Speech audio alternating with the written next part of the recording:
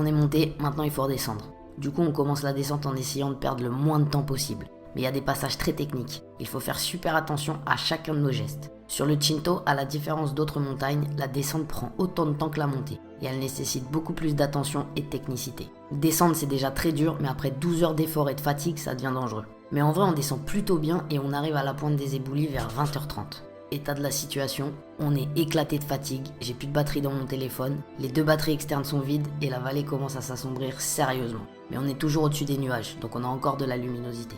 Et on assiste au plus beau coucher de soleil qu'on a jamais vu de nos vies. On est au-dessus d'une mer de nuages, les couleurs sont extraordinaires. Du bleu, du rose, du jaune, du orange. C'est un instant unique. À ce moment-là, j'ai la sensation qu'on est complètement seul sur cette montagne. On continue de descendre et en quelques minutes, on se retrouve dans la nuit totale. Il n'y a même pas la lune. C'est à partir de là que tout va devenir différent. On a des lampes frontales, mais Thibaut se rend compte qu'il n'a plus de batterie dans la sienne.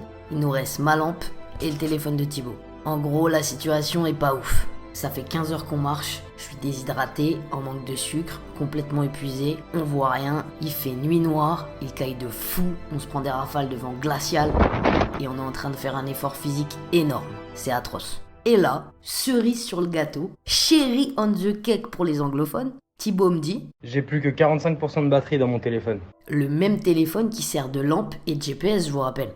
C'est à ce moment précis que pour la première fois, je pense à appeler les secours. D'ailleurs c'est ce qu'on fait, mais je me dis que c'est trop précipité et qu'on peut continuer, donc on raccroche direct. Et là on fait un deal. À 25% de batterie, suivant là où on sera, on les appelle, mais pour le moment, on se concentre et on continue la descente. Le pierrier, je connaissais pas ce mot avant de marcher dessus. C'est des éboulis, c'est ces pierres-là. C'est horrible de marcher là-dessus. Et en descente ça te fait glisser. Du coup, 1 fois sur 2 tu tombes. Je suis tombé environ 10 fois sur ce truc pendant la descente.